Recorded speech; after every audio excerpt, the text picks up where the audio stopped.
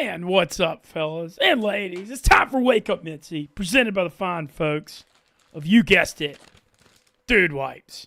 You can find Dude Wipes at Walmart, Target, Amazon, all over the World Wide Web. I don't travel without Dude Wipes anymore because one use of Dude Wipes will change your life. You'll never need dry, crappy, scratchy toilet paper again. It's a revolution. It's a movement. Dude Wipes is taking over the world. We appreciate the support of Wake Up Mintzy. As always, the only way to start the show and my Tuesday morning, chugging some amazing Stella Blue coffee. All right, let's do the damn thing. We're going to be joined by our good friend and yours, Barstool Nate, joining us this morning. We appreciate Nate waking up and getting his mind right with us, fresh off his 717th place finish out of over 10,000 people in the 2024 World Series of Poker main event. Good morning, Nate. How's it going? I appreciate you saying 717th like it was like the gold medal, but yeah, it's good to cash. I'd never done that before, Mincy. I know you've done that a few times. It was very cool to cash. My cashing experience, I haven't actually mentioned this. It was different than everybody else's because I was on feature table, like secluded from the rest of the field. So we didn't get the big round of applause and cheering and all that. We were kind of just dicking around, and we were like, oh, money broke, and then that was it. So it was a little anticlimactic, actually. Okay, well, either way, congrats. I was obviously supporting you as much as I could on Twitter and, whatever I can do to support the team. Nate, you broke a streak that I mentioned on Twitter. Like, yes, I have cashed in the World Series main event twice, but the last time was 2018, which was a minute ago now. You broke the no Barstool employees cashing in the main streak, so congratulations. It was a streak that needed to end, and I'm glad you're the one to do it. That needed to end, and my personal one obviously needed to end. I played the first one in 2017, and I think I've bagged day one over 200K twice. This last year, like a week ago, I had over 200K at the end of day one. Or I guess I played day two, and I only bagged 108. But, yeah, like, in the main, and I've never cashed, so it was really nice to get that Hen and Mob score and bucket list and all of it, life fulfilling dream to finally cash the main. It was a long time coming.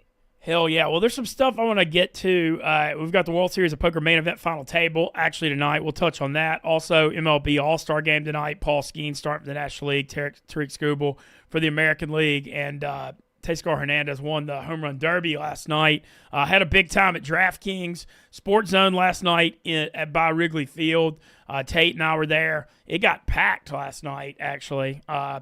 And check that out if you're looking to book any fantasy football drafts. Book them at DraftKings. There's no better place for that in August. All right, I want to get to some of your main stuff, just kind of some background on it. First of all, Nate, I text you a lot, away from Barstool and stuff. I probably annoy you because I probably text you too much. But I feel, and I always fight this stuff, but I've said it, I've even used the word inspiration lately. So you made some life changes in February. You started eating healthier, and I've been seeing the workout videos. And I don't see, in the grand scheme or coincidences of life, I don't see a coincidence with you making those changes and then making a run deep in the main. Maybe I'm reading too much into it, but do you feel like that helps you? I think you're probably right because, like the main, if people don't know, it's 5 2-hour levels, and you get a 20-minute break between every 2-hour level. And I do think the exercising and eating healthy definitely helped with the stamina, with not getting bogged down at the table, not falling asleep at the table, and being able to just remain focused on so many hands and so many just minute after minute. You look up at the clock and it says 89 minutes, and then you look up again and you think it's going to be down at 30 minutes, and you still have 58 more minutes till your next break. And the time ticks so slowly, and you're one table and it's a little boring. You can only scroll Twitter so much. You're trying to remain focused and watch the action and watch the players and get reads and all that. I would definitely say that getting a workout in the morning before playing, and just plus, as you said, like the last 6 months of generally just being healthy, you can't equate it, but I'm with you. It definitely does something for focus, energy, fatigue, all of that. Yeah, I just felt like following you. Your mindset was like so positive the whole time. You were posting the sunset pics in Vegas. I don't know. It just felt Yeah, like you're not wrong. It's relaxed. Like I like stuff like that. It like calms your mind. You get to like center yourself, and when you're out there, there's no, I know it's Vegas, but there's no partying. There's no like crazy things. I stay at the world famous Flamingo Hotel, which is, an absolute dump, but I like it because it's like a 5-minute outside walk across the street to Paris and Horseshoe where they play the main. So, I get steps in the morning, you get a little sunshine, and it's just routine, eat the same thing for breakfast, do the same walk, and just really remain focused. There's no outside, interference or anything like that. It's just like you're just playing poker or in between playing poker with dinner break and breaks for 13 hours a day, and just keeping routine with workout, eat healthy, walk, etc. It definitely helps. okay. Well, I want to get back into your backstory of getting into the main because obviously you went out there late and signed up and started on day two at. And for those that are following that are casual poker people, you can register for the main event. The main event's so long, you can register for it on day two. You start with 60,000 chips. Nate got in there at the 4,800 level, still at 75 big blinds. But like I said, I know you mentioned me, but I take no credit for anything on you playing. I'm glad it worked I out. give you a lot of credit, Mintz. No, I give you a lot of credit. You got so brainwashed by the Sphere that you couldn't even play the main event. Like But that's crazy, dude. that is a wild take. I ran Jacks to King. I ran Jacks to Kings for my last 20K. I thought it was a pretty standard hand. I don't think I think I'm getting I'm getting a bad rap on that. I got rivered 4 times in like 2 hours. I mean, it happens. Poker goes like that. I mean, I got 90. People forget I get 93rd out of almost 20,000 people in the Colossus a couple of days before, and like the only thing that matters in poker is the only thing that matters. I was going to say that it's pretty crazy, and we see it every year. But you're right. Like the main just takes on a life of its own. You made this insane run like a week previous, and it's like it didn't even matter because like the main is just the main. It's you went deep in like a pretty huge event with a lot of money up top, and I mean I know like people were paying attention obviously, but the main you just drag like one pot and people go wild. It's its own animal. No, it is, and that's the cool thing about the World Series of Poker main event. It has a brand like the Super Bowl and the NFL and the Masters in golf. It's got like that, and then the rest of poker, people are like, whatever. There's a lot of other tournaments, but I own it. I had a very shitty main event this year, but I feel like I got a bad rap on that whole deal. Like, I played 4 tournaments out there, and it's hard. It's hard to explain to non-poker people that shit like that can happen. Where like even last year was after I busted the main was the most tilted I've ever been on Twitter because I had ace king against ace queen all in on the turn. I'm a 90% favorite. He spikes the queen on the river, and I have people telling me how I played the hand bad, how I shouldn't have been all in with only one pair, like all this nonsense like that poker people just like don't get, when in reality I was a 90% favorite to have 100K with 2 levels left in day one. Like it was a dream spot, and I got so unlucky. And you just can't explain it to non-poker people, and it's so frustrating. Like it's like trying to explain Spanish to a guy who only speaks English, and he's trying to tell you that your Spanish is wrong. It just like it makes you want to just strangle someone. Yeah, I don't know. I mean, I was not happy about how it went, but I feel like that. People saying I tanked it for Sphere is completely, that's not what happened. I just had yeah, of course. People are going to say whatever they want to say, but I promise I gave it my best effort. I mean, I just had some tough stuff go against me, and I don't know. It is what it is. But you know what? What do they say? One man's tragedy is another man's opportunity. And so I busted early. And so how'd that go? You just texted Big Cat like I want to go play the main, or like because you said him and Josh Aryeh bought pieces? I was getting a workout in at the gym. I didn't even know you busted. I get back to my apartment and I see a tweet from Big Cat, not a text or a call, just a tweet saying, "Can you still go play?" And at that point, like, my hands are tied. Once it's public on Twitter, I can't say no when obviously registration was still open. So I texted him. I'm like, "Hey, what's up?" He goes, "Mintzy busted. I need you to go out there." I was like, "All right, let me call you real quick." Because my whole point was I wasn't going to play this year. I made the ultimate decision not to play. And then Big Cat was going to buy 60% or did buy 60%, which I could have sold, like on State Kings or whatever.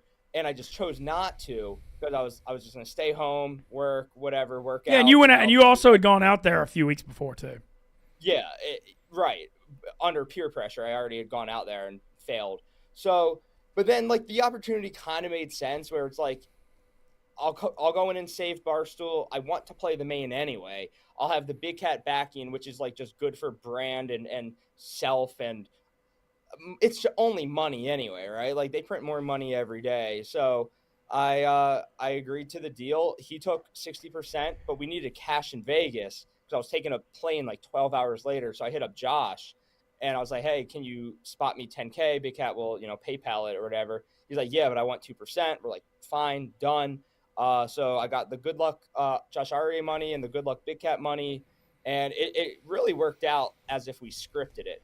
Like I start piling on day 2. I build up to over 200K. I ended up bagging only 108, and then day 3, first level, I go from 108 to 336 without showdown, like no all in and double, just fucking check raising Taurus, as I said, and just pretty much just dominating, and it was just smooth sailing from there.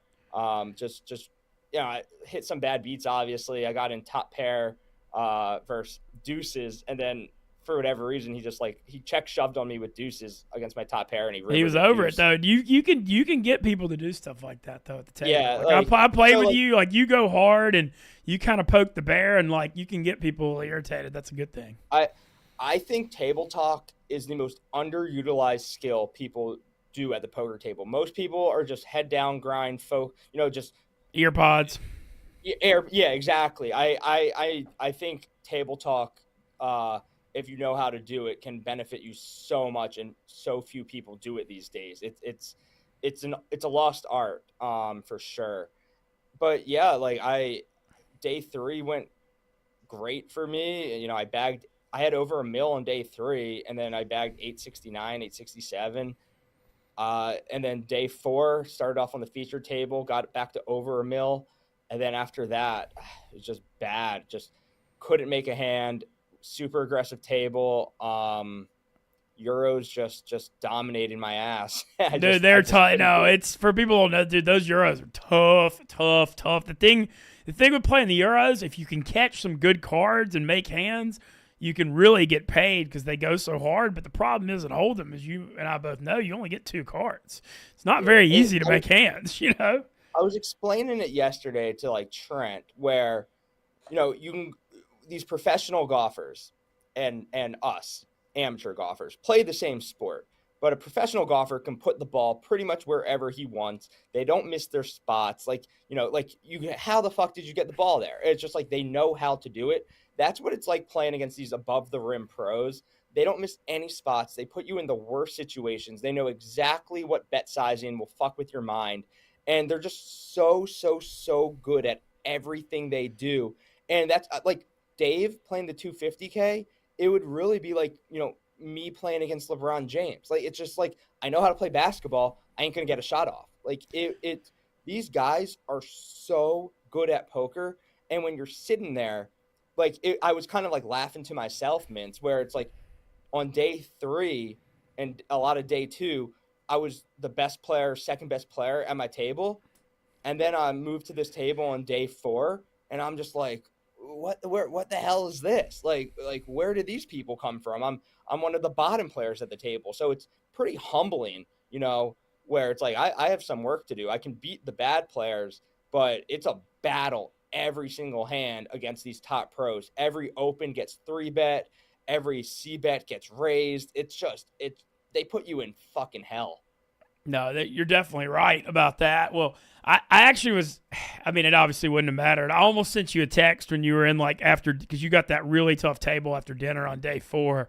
And it wouldn't have mattered, but I almost sent you a text, just knit up and get it in the bag somehow, because you'll get a new table draw. Because you'll get a new table draw on day 5. Because like the main is such a weird thing where you'll have the real weak tables because there's 10,000 people in it, but then you just have these nut cutting tables. And I've been at tables like that before, where I've looked around and I'm like the 8th best player out of 9 people at the table, and I'll admit it. When you get those tables like that, and it's just almost like you just like. Just gotta. It sucks to say that because it sounds like it's when I coward was poker. when I was dominating on day 2, my table had 0 pros. I look up, table right in front of me had Jesse Sylvia. So he was he's a beast. He finished second in the main event 5 years ago, but he also like wins everything. He's like big mixed player, like he's great. Christoph Vogelsang, he has like 40 million in live earnings. Tom Dwan, who has infinite whatever, it's Tom Dwan. And Alan Cunningham, just old school Poker Hall of Fame pro. So it was just like that was their day 2 table, and my day 2 table was a bunch of plumbers. It was very bizarre. Yeah, well, I want to ask about the day 2. So the difference, because I'm always a fan of the late registering. Like you got in at 4,800 with 60K. Like what did you? I mean, obviously it worked out, so it's being results oriented a little bit. But how did you feel about like not playing the day 1 and like because one thing with the day 1 at the main is like there's 4 of them and then you get a day off and it just drags out. Like you just went in there on day 2 and you were rolling. It was awesome. I might never play day 1 again, to be honest. I may try that too. Playing 300 big blind deep poker for 2-hour levels is draining, and it's a long grind. I don't want to say day 1 doesn't matter, but you can go into day 2 with half starting stack and still have a ton of chips. Day 1, I see no reason to play it ever again, honestly. Like I have bagged heaps on day 1 and I've bagged crumbs, not crumbs. I think I bagged like 50 one time, and I've busted day 1 as well. So I've done it all, and I don't think it really matters. It just give me the starting stack on day 2. Don't let me sit out in Vegas rotting during those off days, playing blackjack or doing whatever. Yeah, it just gets extended so long. Yeah, I loved starting on day 2. And plus, you're eliminating a 14-hour day, like of focus and mental energy and all of that. It was really perfect. I see no reason to ever play day 1 again. My theory on it, like the 2 times I did well, like I had like the chip lead day 1 in 2011. I mean, I just caught fire. It was back when you only started with 30,000 chips in it, and I think I had like 220 at the end of it or something crazy. But my thing on it is like when you're playing that 300 big blind deep poker, if you're like a really good cash game player, I think that's more of like a cash game playing that deep. But like for tournament players, which I am, I'm an okay cash player, but I'm nothing special, and I admit that. I feel like that benefits the cash guys playing that deep. But when you start playing 75, 50, 80 big blinds, it favors the tourney players. So I think there might be some merit to that strategy. Yeah, I love the energy and table camaraderie and all of that of day 1 of the main. It's very special. You get to know like people from all walks of life, people who are like living their dream bucket list. Playing the main is most of your people on day 1. I think for me, it's not worth it at this point. I'm just going to jump right into day 2. Well, I want to look now, talk a little bit about day 4, because you woke up, you got the Poker Go featured table. Shout out Brent Hanks, Jeff Platt, our friends. I know you always mess with them, and that's been a long, funny relationship. But Nate, it was good to see you at the featured table. How'd that go? Bro, it was cool. I've always wanted to play featured table. I was put on it during hand for hand. So, like, we played, 3 hands, 5 hands in an hour of the featured table until the money broke. And then we played an hour of regular cards on the featured table, and then we went back to the normal table. So it wasn't the full experience. If people don't know, hand for hand, when you're about to make the money, every single table in the tournament, which is, whatever, I can't do math. It's like, yeah, it's like, it was even more than that. I think it's like 100. I think it's probably like 140, 150. Yeah, they all play one hand at a time together, and it takes so long because the tournament director and all the floor people have to go table to table and see who's all in, because they have to make sure the person who it's very, very, very slow. and that was an hour of my feature table. So I felt bad for the people who bought it on Poker Go.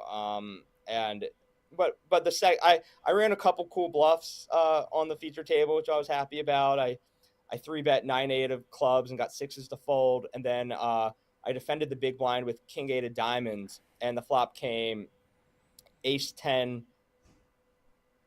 ace-10, 2 diamonds, and then the turn was another 10. So it was ace-10-10, 2 diamonds, and I check raised the flop, and I kind of bet 3/4 pot on the turn, and he folded queen-jack of diamonds, and I thought that was a pretty cool hand. And I heroed a euro with pocket fours on a what even was the board? It was something ace ace ace, and he had king 10 for king high, and I heroed huge on the river with pocket fours, and I gave this whole speech, Mint, about how everybody at home is either screaming at me to fold or to call, and I don't know which one they're screaming at me to do, but it's so obvious to them at home because they can see the cards, but I Yeah. have no idea what I'm supposed to do. And it was like one of those moments. It was literally a coin flip. I was like, it's so obvious. It's, polarizing. It's like, I don't know what to do here, but I thought I had a little live read on him. I didn't think he would bomb river so big with an overpair. It just seemed pretty fishy, and I was correct. So, but they didn't show it on Poker Go. Yeah, it was like a career-defining hero call. Yeah, for me. yeah. All the cameras on, and it didn't. They were on the other table when it happened. I was pretty bummed about that. No, I hear you. Like my best hand ever during the main, like, was 2011. I like. I mean, I know we're going deep poker terminology here, but I like 5-bet Patrick Antonius with king queen off in this like insane hand, and he folded, and the cameras were all over our table because he was there, and he just got in the Poker Hall of Fame a couple days ago. Yeah. But then like the cameras were all over our table, and like they missed that hand. I was mad too, but regardless, man, well, fun showing. I want to ask. Obviously, Dave Portnoy, our esteemed boss, and who we love working for, obviously, he kind of, I know he's always messed with you about the poker over the years, so it was kind of no surprise to see him kind of messing with you, coming at you on day 4. But I got to be honest, I thought you handled it super good. It seemed like you didn't like let it get in your head too much. Yeah, I mean, when you've seen the guy throw the same pitch for the last 10 years, you kind of know how to handle the pitch at this point. It was classic Dave. He reached into the playbook, tried to be negative, tried to, sully it, tried to steal my glitter. It's what he does. Hopefully we'll have this 20K heads up match.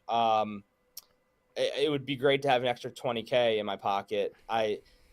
He can win, obviously. Anybody can win at poker. He can get aces in versus my kings and win, or he can get kings in versus my aces and, flop a king and win.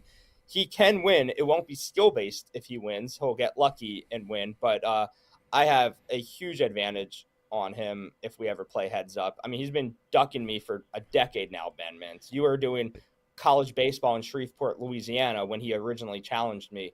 And then I accepted. That was a minute ago. Yeah, he won't play me. So he said that Foxwoods might be doing it. I don't know. I'm waiting for the call. Anytime, any place, anywhere. I'm ready to play him heads up for 20K. I don't know. Like he's been talking about it nonstop, and if he wants it to happen, it'll happen. I'm ready to play. I don't know what else to say about it. It's been 10 years of this, so I'm ready to do it. Who knows if it'll actually happen? What I thought was a funny dynamic that never really got played up, but like Big Cat had 60% of you, and then Dave was coming at you, messing with you. I wondered if Big Cat was like, "Hey, let him focus." Big Cat texted him and said, "Leave him alone." And Dave said, "Well, I hate him so much." And Big Cat's like, "I don't care. I have 60% of this." So yeah, Big Cat stuffed Dave into a locker and said, "Shush, shush." And Dave listened. Okay. I just thought I was thinking about that, and I was like, that had to be a funny dynamic with Dave and Big Cat on that. But anyway, you ended up cashing, I believe, for what was it, 27,400? 27.5, yeah. Which I mean, I wish I played better after dinner. I can look back on it. The thing is, like, everybody kind of like not makes fun of me, maybe playing too aggressive. Mintz, like the best players in the world. I don't know how to explain this to common folk, but the best players in the world are the most aggressive players in the world. You cannot win a poker tournament by folding. You cannot win a poker tournament by being a nit. You have to be aggressive. You have to keep your foot on the pedal the entire time. And you have to just, put people in really sick spots. And you have to have just like the heart to go for these spots that most people wouldn't do. And I'm very good at doing that. And no, you pulled the trigger. I'll definitely give you that. You have to be fearless. And after dinner on day 4, I was not fearless. I did not play great, and I know that, and I understand it, and it was kind of like a learning thing, and some had to do with just my table being tough. And when you're at a table with all aggressive people, you would think maybe I needed to take my foot off the gas, but then you just get ran over, and it's a hard, delicate balance. And I was trying, and I mean, cards also have to come your way. I was fucking card dead, but I don't like to use that as an excuse. I eventually got in, 9s versus ace 10 for my tournament life. I got in good. I lost the flip, but I going back, I wish I played a couple hands differently, but yeah, I try not to regret anything. I felt good about how I played, for the majority of it. I didn't really get lucky too much to build my stack. I didn't have any insane suck outs or anything like that. It was just solid, good, grinding poker, and it came to an end on 7/17. Was it the last level? Was it the last level? Not the last level. Okay, I was wondering how close you were to bagging. It was right after dinner. It was very shortly after dinner on day 4, so there was still a while to go. I could have. I don't know. There's a couple hands. I had jacks. I got 3-bet. I flatted. I was 80 bigs deep at this point. Maybe I could have put in a 4-bet there, but I was out of position. Yeah, but then if they 5-bet, you're just puking. Yeah. Ended up happening. I ended up heroing with jacks, and he had ace 6, and there was 2 aces on the board. So I thought, you try to use card elimination there, that he's trying to bluff with the ace with the 3-bet, and he just fucking had it, which was really annoying. I asked a couple pros. They were like, yeah, pretty standard stuff. You can fold the river there just because the sizing was so big, and he probably, I don't know. It was a weird spot. Obviously, now that I know, it was a fold, but it would have been a sick hero if I was right. But I mean, he obviously was 3-betting you with ace 6 there, so he's obviously not. He's re-raising you with ace 6, so he's obviously capable. Is my point. Yeah, exactly, and that's my thought process as well. So that was a tough one. So I would fold that river. I wouldn't barrel king queen into ace queen on a queen high board if I knew he had ace queen. Unfortunately, yeah, but that's tough because you think you're betting for value, and you just have to. He had ace queen of hearts, and he didn't 3-bet it pre. It was pretty sick. But yeah, shit happens. No doubt. Well, so now going forward though, this had to kind of now you feeling the old fire. You got looking at playing some more. I know. Yeah. I mean, I want to play so badly. I don't know what the plan. We're so unfortunate, Mintzy. We have the most expensive fucking hobby in the world. It's really. I feel like golf. I feel like the golf one's tough too. Yeah, but golf, you can play a round of golf for $50, $100, whatever. You can't go play a poker tournament. You have to travel, get hotel, and then fire to play a circuit event main. It's $1,600, or you can play 10-handed $400 tournaments, which is fine as well. I've done it nonstop for the last 15 years. But it's expensive. I would love to play more. Maybe someone will come on board, sponsor the Barstool Nate Poker Tour. There you go. Who knows? Yeah, I don't know. I don't know what the future holds. Well, I know your old homeland of DC has a big tournament in August. I feel like that you always like going back there, so maybe that'd be one you look at. Yeah. I got a few coming up too on my radar, but nothing official. In August, I got some stuff I'm looking at. Well, I want to talk about what we got you here. World Series of Poker main event final table starts tonight. They're down to 9 out of over 10,000 people. 9 people are now millionaires. And we got some names at this FT. I mean, when you get through 10,000 people, you always want to have big names at the final table, people you know. But there's some rooting interest. I don't know. Jordan Griff's the chip leader. I don't know much about him other than the fact that I don't know if you have you been watching the main event stuff since you busted, or have you kind of been? Okay, that hand the other night where there was a crazy three-way hand at the end of the night where Jordan Griff had pocket fives and Flo's Joe Rock, who I'm old school friends with, who's unbelievable character. He's a strange guy, but he's great. Flo's flops a straight with 8-7 on a 9-6-5, and Jordan Griff has pocket fives. And then Nicholas Estet, who's Lena 8000 online, who's one of the top online players in the world from Sweden, he had sevens, and basically both Flo's and Jordan Griff slow played on the flop and just called his bet. Then Flo's bet $11 million on the turn. Jordan Griff called, and Estet folded sevens, and the river just came. The case 5 comes from the heavens, but Flo's thought the guy had a calling hand, and Flo's bombed it. He bet $35 million into 44, and then Griff shoved all in for $61 million, only 26 more. And got to give Flo's credit. Like, even though it was only 26 million more, he did realize there's just no way this dude's doing it without a full house or quads, and so he did make the fold. But Jordan Griff, after that hand's got $143.7 million and a commanding chip lead going to the final table. Yeah, this dude Jordan Griff, he's from Chicago. He only had 47,000 in tournament cashes before this. Now he's guaranteed $1 million, and he's chip leader at the final table.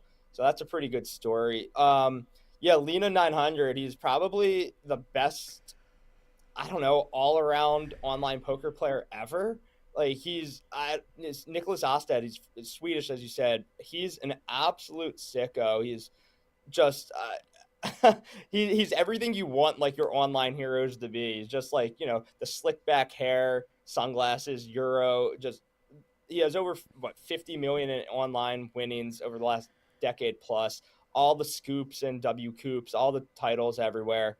And then they asked him how the main event compares to that. He's like, this is a piece of cake. I've been 20 tabling, nonstop for my whole life. Like, playing one table against these guys is nothing. So he's a beast. And obviously your guy Flo's, who has been around forever, has been a vagabond in the poker world, just traveling around. Yeah, he was Flo's was the 2012 WPT Player of the Year, but he rides his skateboard to the casino. I mean, he's a funny dude, but he's really good friends with another. Like, I know him through Brian Pacholi, who I know you're friends with too. Yeah. And that's how I know Flo's. And like, I actually partied Jazz Fest 202013 with those guys in NOLA. I was going to say, you've probably done so many drugs with that guy. that is a false charge, but Flo's. Okay, Ben Mintz. Okay. No, but Flo's was also in Mexico when I was in Rosarito playing online poker, so I used to see him running around there.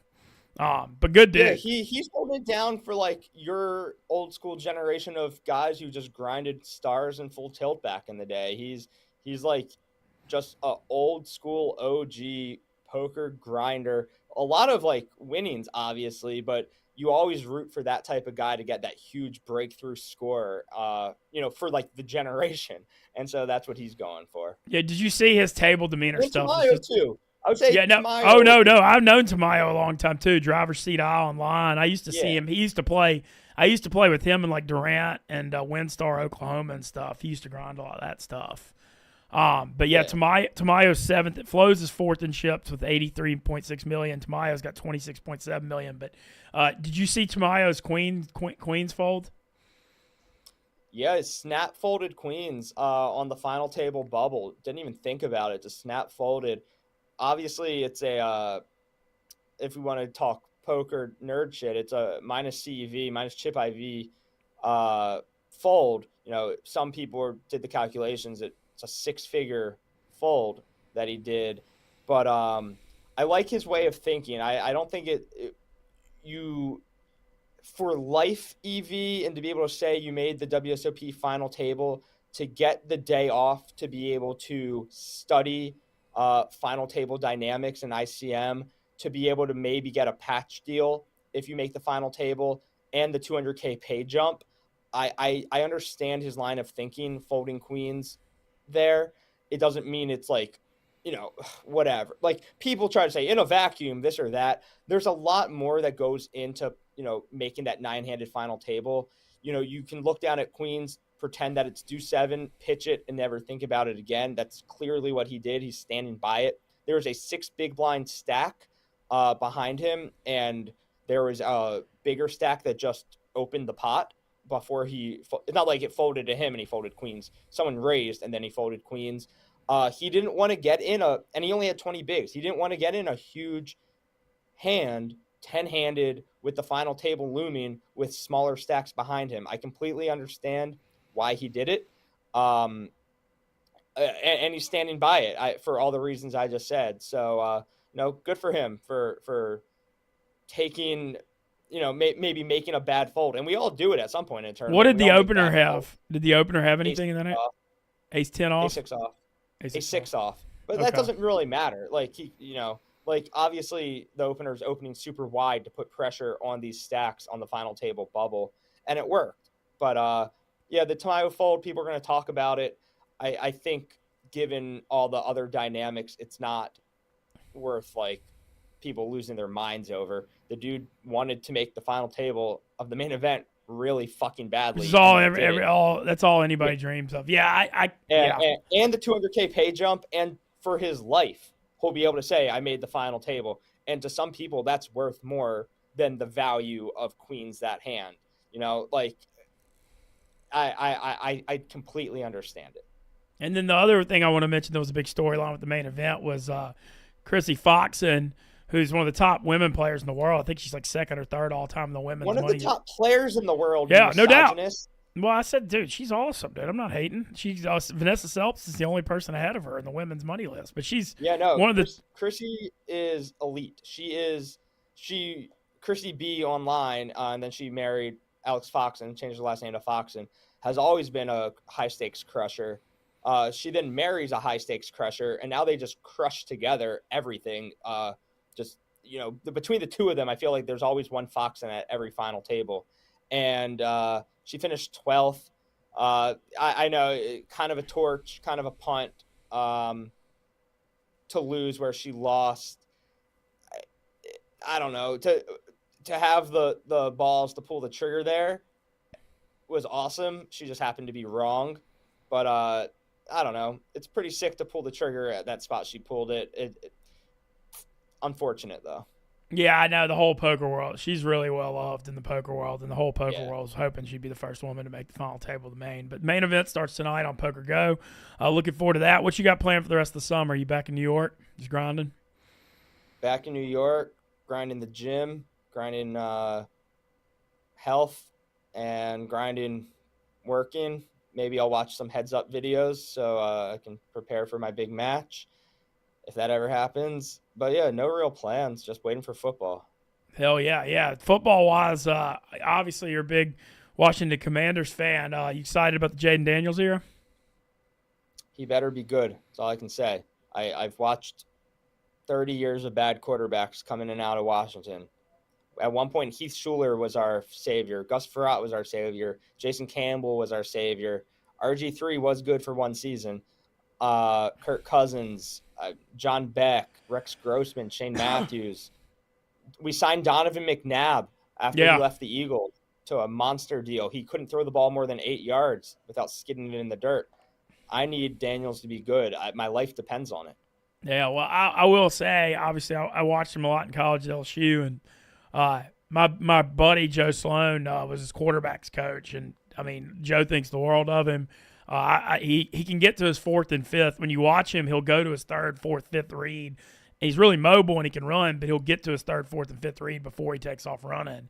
And so, I feel like that profiles pretty well in the NFL. So at least you got some hope. He looks awesome. I don't know. I'm so beaten down by quarterbacks in DC that all I can do is hope and pray and just, God, I need him to be the one. I really, really need him to be the one.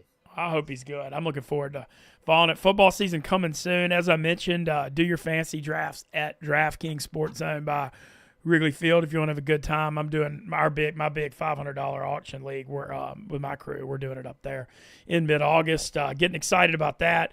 kind of this is that weird time. Major League Baseball All-Star game tonight, but it's we're lucky, Nate. Poker actually makes the dog days of summer thing a little shorter for us because they do a good job. I don't think it's a coincidence they put World Series like right when the sports world's a little slower. Yeah, no, and during July 4th week also, right? So like a lot of people have time off work. It's perfect. Yeah, shout out to our company that we get that 4th of July week off because I'm able to go. I do that Vegas thing every year, and I'm thankful that Dave gives us that for sure. Well, Nate, just want to say thanks for coming on. Do you have any predictions for the final table? You think Astat's going to win it? I do. I think he's the best too. I do too. He is the best. Brian Kim already has a bracelet. California guy, Brian Kim. But yeah, anything can happen, man. A lot can happen. I think Lena is the best player at the table, but I would love a final three of like Sarek and Tamayo. I think is cool. Just old school guy. I don't know. I'm excited to watch it. Hell yeah. Well, I'm excited to watch that too. That's tonight. Nate, just want to say thanks for joining us on Wake Up Mintzy. Appreciate it. Congrats on your World Series main run. And thanks for having me on, Benjamin. Hell yeah. And thanks for Nate for joining us. So we're going to stick around for a few more minutes with Tyler Moody and talk a little bit of the Major League Baseball All-Star game, which is tonight. Last night, home run derby, Teoscar Hernandez winning it. Moody, actually, I texted Moody yesterday. Moody, are you here?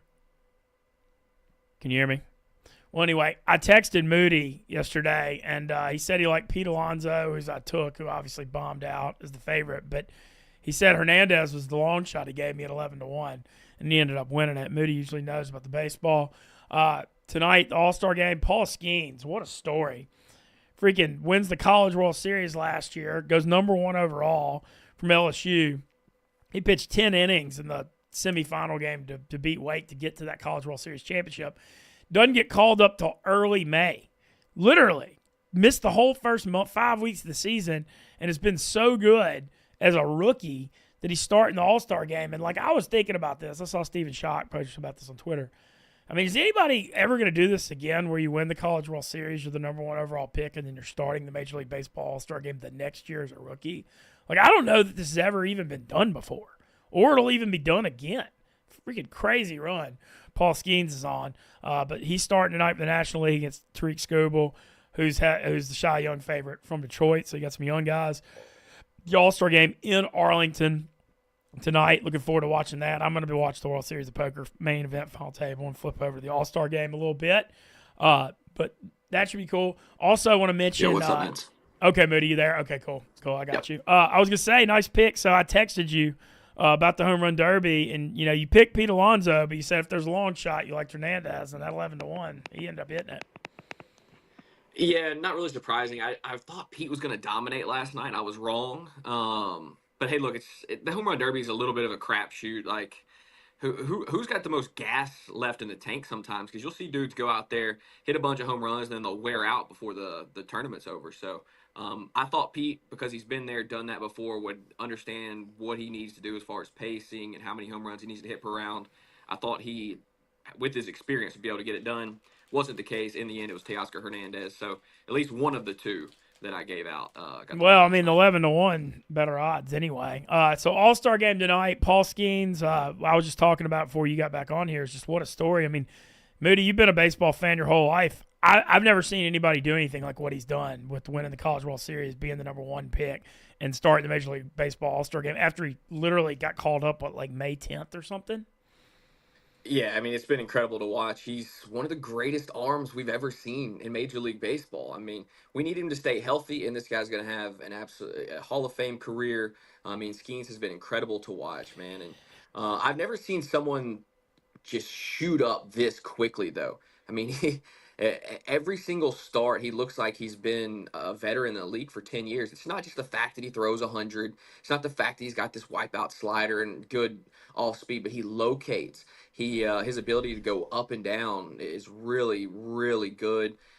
Changing speeds is elite. So it's impressive to watch a guy this young be this polished. He truly is one of the best young arms I've ever seen. Yeah, it's insane the run he's on. And then Skubal starting for the American League, and he's leading. It's actually Corbin Burns is actually. Oh, it's Corbin Burns. Okay. Yeah, you told me wrong. Burns. Hand up. Yeah, I was wrong. Yeah, I thought it was going to be Scooble. Scooble's been the best pitcher in Major League Baseball, in my opinion. But it'll be Corbin Burns getting the start here, leading the way for the Orioles this season. It's deserved for Corbin Burns. Don't get me wrong. Dude's an absolute stud too. But I thought it should have been Tariq Scooble personally. Yeah. Anything you're particularly excited about the All-Star game tonight? I know it's in your stomping grounds of Arlington. It's just always fun to watch the best players in the world square up. It's the Major League Baseball All-Star game is the only one that really counts. Like because in the NFL they don't even do a damn game. No, the The NFL Pro Bowl's thing's just gone done. to shit. It's gone to shit. They don't play any defense in the NBA All-Star game. At least in Major League Baseball, like you're not gonna have Skeens or Scooble or anybody go out there and like throw it 70% and just give up home runs. That's not gonna happen. These dudes still go out, they throw 100%, they give 100%. So it really is exciting to watch the best play against the best. The American League's minus 122. I don't know. I think it's kind of a crapshoot trying to pick a winner in this because you don't know how long certain pitchers are going to go. You don't know what the usage is going to be in the bullpen and all these little nuances to the game of baseball. So it's one of those. I'll probably just maybe picking an MVP like maybe Gunnar Henderson, and outside of that, I'll probably just watch it and enjoy. All right. Well, cool. Looking forward to that. And then also SEC Media Day is going on in Dallas. Yesterday was Ole Miss and LSU as well as Vandy in South Carolina. Lane Kiffin got emotional when talking about his dad, Monty Kiffin, Hall of Fame coach, who passed away at 84 on Saturday. The tributes have been, or I guess he passed away Friday, I'm sorry. The tributes have been coming from everywhere in football, but it was cool seeing him get, talking about his dad. And you see the tributes coming out on Twitter just from his old players and everybody that knew him. I mean, he touched a lot of lives coaching. He coached NC State and Nebraska, and then, NFL. He's a defensive coordinator, obviously famous for the Tampa 2, the cover 2 defense that kind of revolutionized football for a while. And he was defensive coordinator for John Gruden when Tampa won the Super Bowl. But it was cool seeing Lane talk about his dad. A lot of excitement from Ole Miss. But, Media Days is always one of those things where it's fun to get everybody together because it's like kind of that moment in the dog days of summer thing where everybody starts getting excited about football. So I'm not going to hate on that. But it's also like, I don't know, not really much happens. One thing that was funny, though, did you see Nick Saban got denied access because he didn't have a media badge to SEC Media Days yesterday at first? No, I didn't. That's hilarious. See, Nick's probably always had his SID take care of it. He's got his credentials, everything's ready to go. And no, I didn't hear that, but that's really funny that it turned out that way. Who's going to kick Nick Saban out of the SEC Media Day, though? Like, it's the dumbest thing I've ever heard. Yeah, I know. How do you not recognize it? That's the funniest part. I don't know. Like you're Nick, you're not allowed here. But he kind of had some funny some comments yesterday. It was interesting, saying that Texas wouldn't dominate the SEC, which I didn't think was like a bold take. I don't think anybody thinks. No, it's not. It's a bold take at all. No. But yeah, just the Ole Miss thing yesterday, like Lane Kiffin praising Jackson Dart's leadership. I mean, he's a 3-year starting quarterback, and he is a good leader. There wasn't really too much beyond that. Lane did talk a good bit about Ole Miss went so hard at the transfer portal, and you've seen in the NFL these teams that look great on paper with free agents. I mean, everybody remembers the dream team the Philly Eagles had, and that busted real bad. And he was like, we got to get our chemistry right and practice and, peak and fall and all that. But, that's a good point, though, because on paper, this Ole Miss 24 team, I mean, they have it all. The biggest thing, you got a 3-year starting quarterback. They're deep, loaded at receiver, led by Trey Harris. You got a really good tight end in Priest Corn. You beefed up the offensive line, got beefed up huge with transfer portal, and number 1 defensive tackle player in the portal in Nolan from A&M. You got the number 1 linebacker. I mean, you're loaded. I mean, they're loaded everywhere. So on paper, all the pieces are in place. But, there's a lot more to football than just that. You got to have the chemistry, and it's a team sport. So, Lane just trying to kind of trying to just keep. I mean, obviously expectations are huge, but he's trying to, keep it a little dialed down, which you can understand. And Brian Kelly and LSU were there yesterday. A lot of talk about LSU this year. It's going to be interesting. That opener against USC is going to be fascinating in Vegas.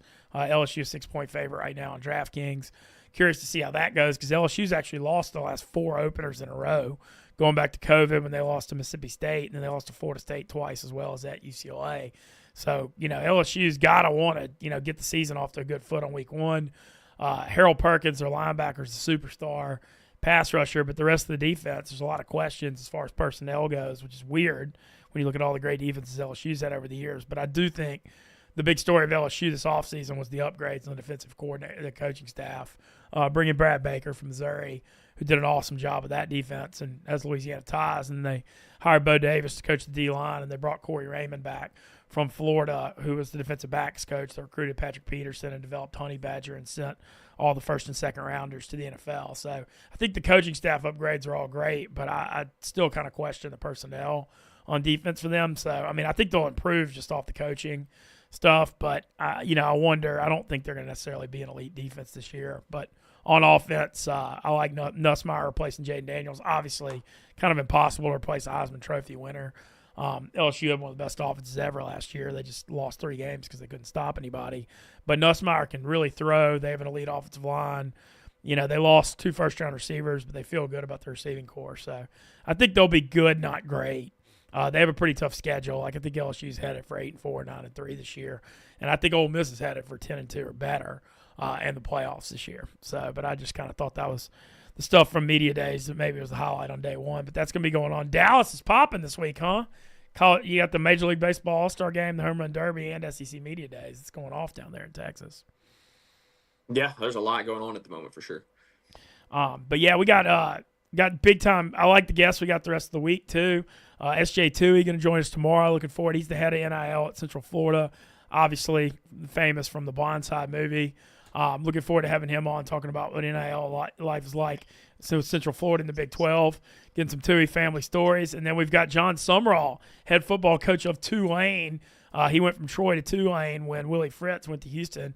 But Tulane been one of the top G5 programs in America the last 2 years, and they kind of have playoff aspirations this year. So I'm really pumped to get John Summerall on Thursday, kind of getting the spirit of this football season. So all good stuff here.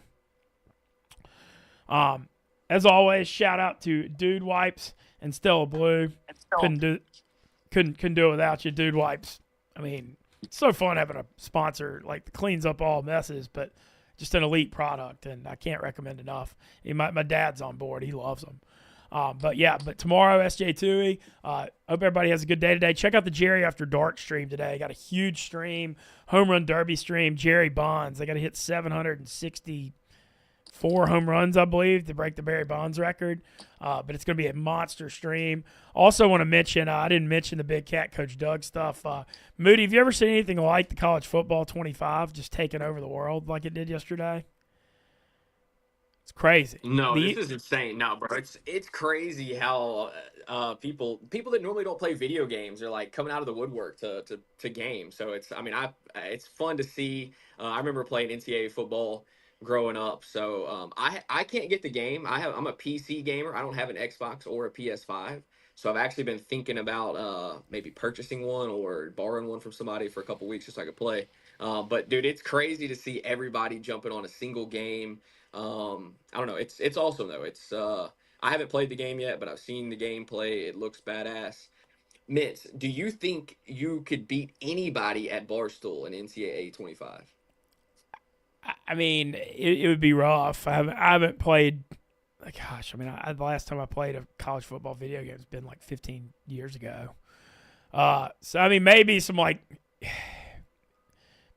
interns or something. I don't think I could beat like anybody like Walker or Titus or Big Cat or any of them. I'd get smoked. I mean, I'd get absolutely torched. Big Cat Doug's had a tough start yesterday with the Washington State OC job. He had kind of a rough night last night, and the content was great as always. But no, I'm not going to talk any. I mean, I know it'd be fun if I got on here and talk smack, but I said it yesterday. I tweeted this out. Online poker ruined my desire to play video games, and because online poker is like a video game for a lot of money, and so once I got into online poker, I just kind of lost my interest for video games. And I actually did tweet that out, and a lot of Poker World people agreed. I was seeing if that happened to other people, and it seems like it's kind of a thing. Well, it's all like video games and poker, all of it, it's drawn on your dopamine, right? Like you get that hit of dopamine from winning a hand or winning a game or whatever it may be. So we're all kind of addicted to that dopamine hit, and whatever you're used to getting your dopamine hit from, that's what you're going to go back to. So for you, obviously it started with poker. Chat wants to know why you're so tired today. Were you what? Up I'm late not tired. I'm fine. What are you saying? I don't think I'm tired. I will say. They're saying the energy's down, huh? Low energy mints is what they got you on. Today. Really? Okay. Well, I challenge accepted then. So the chat's saying they want me to turn it back up. All right. Tomorrow, chat, I'm coming in and ripping heads off.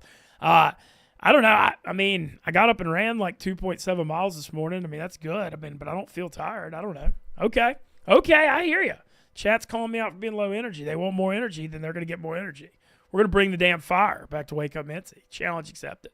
Yeah, we got to get the fire going once again. We got to get it cranked up. People are saying they want the fire. Okay. Duly noted. Yeah. Duly noted. I'm gonna buy it. Don't tell me to dance. All right, we're gonna turn this shit back up then. How about that? Okay, got it. Duly noted. All right. Well, anyway, thanks as always to Nate and Tyler Moody and Dude Wipes and Stella Blue. The fire's coming back tomorrow, boys. I've heard enough. If that's all I needed to hear. We'll see you guys tomorrow morning, 9 a.m. on Wake Up Mintzy. Let's have a day. Check out the Jerry After Dark stream.